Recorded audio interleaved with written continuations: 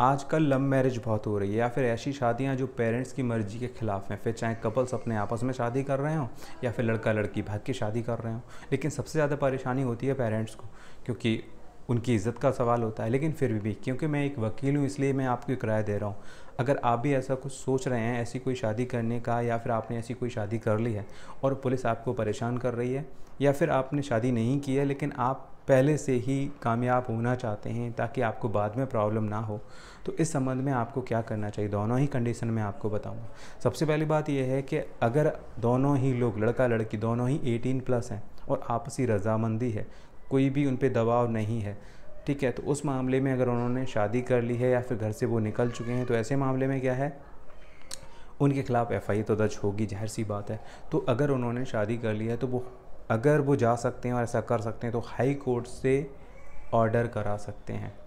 High court आपके बयानों के आधार पर ऑर्डर कर देगा, आप वहाँ बयान देंगे हाँ हम 18+ हैं, हमने आपसी रजामंदी से शादी की है, हमारे घर वाले हमको जान माल का नुकसान पहुंचा सकते हैं, तो उस मामले में हाई कोर्ट एक ऑर्डर करता है और वो ऑर्डर एक वकील के माध्यम से आप SSP के हैं और SSP के माध्यम से थाने के यहाँ पहुँच जाता है और एक ऑर्डर की कॉपी जिलाधिकारी को चली जाती है।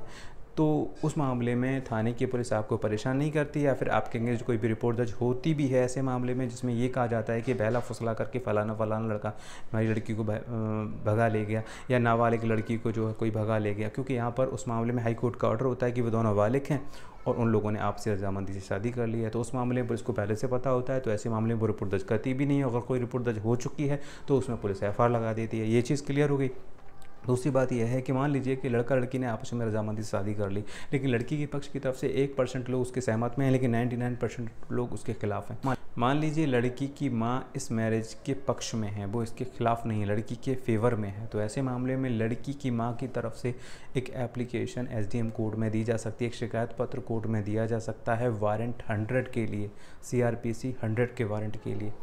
तो यहाँ पर लड़की की माँ ये बताती है कि मेरी लड़की को फ़लाना फ़लाना व्यक्ति भगा ले गया है, उसकी एज 16 साल की है, 15 साल की है, ठीक है, तो उसको गिरफ़्तार करके उसके अगेंस्ट कानूनी कार्रवाई करने की कृपा करें। तो यहाँ SDM से आप क्या करते हैं, दफ़ा 100 के तहत वारंट जारी कर देते हैं। तो ऐसे मामले में पुलिस मौके पर जाती है और उन दोनों को गिरफ़्तार करके SDM कोर्ट में प्रस्तुत करती है।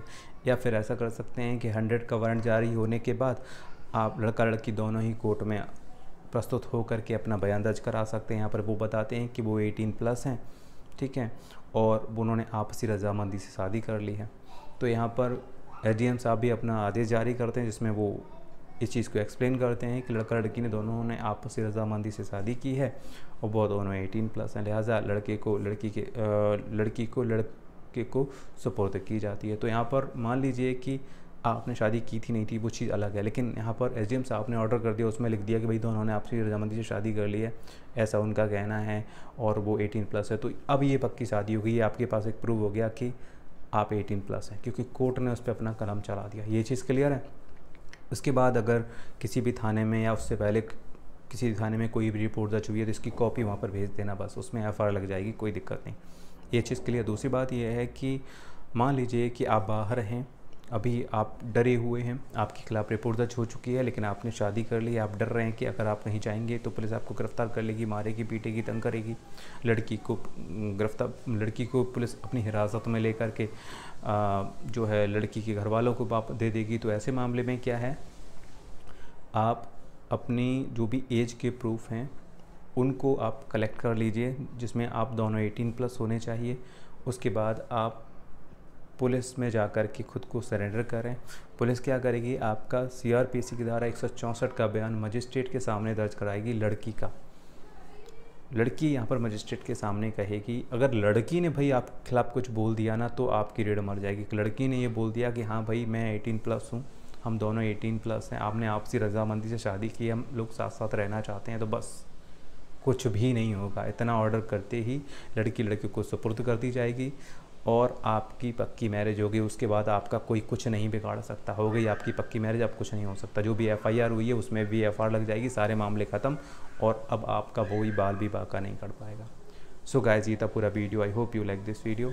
दोस्तों सब्सक्राइब कीजिए हमारे YouTube चैनल अफजल LLB को और दबाइए बेल आइकॉन अपडेट हर नया वीडियो सबसे पहले देखने के लिए।